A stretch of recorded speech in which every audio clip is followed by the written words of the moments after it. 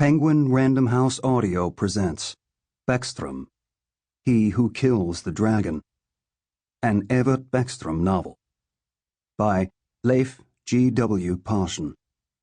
Translated from the Swedish by Neil Smith. Read for you by Erik Davies. A Wicked Tale for Grown-Up Children. Chapter 1. A gravy-stained tie, a cast-iron saucepan lid, and a basic upholstery hammer with a broken wooden handle. These were the three most striking things found by the forensics team of the Solna police during their preliminary investigation of the crime scene. But you didn't have to be a forensics expert to work out that these three things had, in all probability, been used to kill the victim. Anyone with a pair of eyes and a strong stomach could figure that out. As far as the upholstery hammer with the broken handle was concerned, it became clear relatively quickly that, with, if possible, even greater probability, those initial impressions had been wrong, and that the hammer, at least, hadn't been used when the perpetrator killed his victim. As the forensics team got on with their work, the investigating officers had done what they had to. They'd knocked on the doors of people living nearby, asking about the victim and if anyone had seen anything that could be connected to what had happened. One woman, a civilian under contract with the police, had set to work finding out whatever she could from her computer. Contracted civilians usually took care of that line of inquiry. It didn't take long before they had uncovered the tragic story of the most common murder victim in Swedish criminal history during the 1.5 centuries that records had been kept. Probably considerably longer than that, since court records from as far back as the early medieval period show the same picture as the legal records of industrialized society. The classic Swedish murder victim, if you like. In today's terminology, a single, middle-aged man, socially marginalized, with a serious alcohol dependency. Your standard pisshead, basically, was how Detective Superintendent Evert Bäckström, head of the preliminary investigation for the Solna police, described the victim to his boss after the initial meeting of the team on the case. Chapter 2.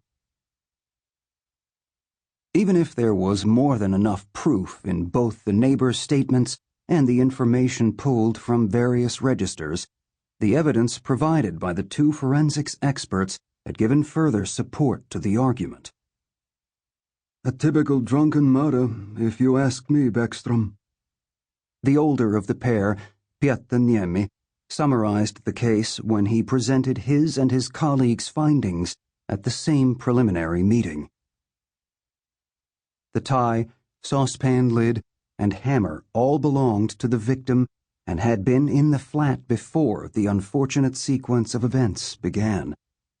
The tie had simply been found around the victim's neck, under the collar as per usual, but in this case pulled a couple inches too tight and, just to be sure, tied across his throat with a basic reef knot. Two people, one of them the victim himself, to judge by the fingerprints, appeared to have spent the hours leading up to the murder eating and drinking together in the same flat. Empty bottles of spirits and export-strength lager, beer and vodka glasses, the remains of a meal on 2 plates on the table in the living room, together with matching scraps of food found in the small kitchen, all provided evidence that the victim's last meal had consisted of that old Swedish classic, pork chops and kidney beans. The beans were evidently bought as a ready meal, to judge from the plastic packaging found in the bin, from a local supermarket earlier that day. Then, before they were served, they had been heated up in the cast-iron pan, whose lid the killer had used to hit his host repeatedly around the head later that same evening. The coroner had reached much the same conclusions. He had passed these on to the forensics expert who had been at the post-mortem, since he himself was busy with more important matters when the police team were due to hold their first meeting. His definitive findings would take another week or so to appear in writing, but the usual basic dissection and a trained eye were enough to provide a preliminary oral report. Our unfortunate victim was what I believe you gentlemen of the police call a pisshead? The coroner had explained because, in contrast to present company, he was an educated man who was expected to choose his words carefully.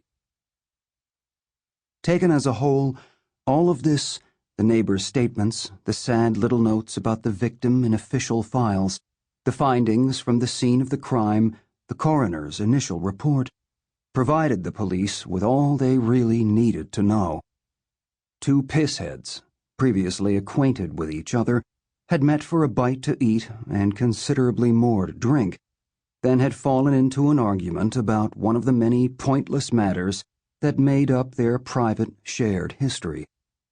And one of them had brought their evening together to an end by beating the other to death. It was no more complicated than that. There was a reasonably good expectation of finding the culprit among the victim's closest circle of like-minded acquaintances, and inquiries were already underway. Cases like this were cleared up 9 times out of 10, and the papers were usually on the public prosecutor's desk within a month.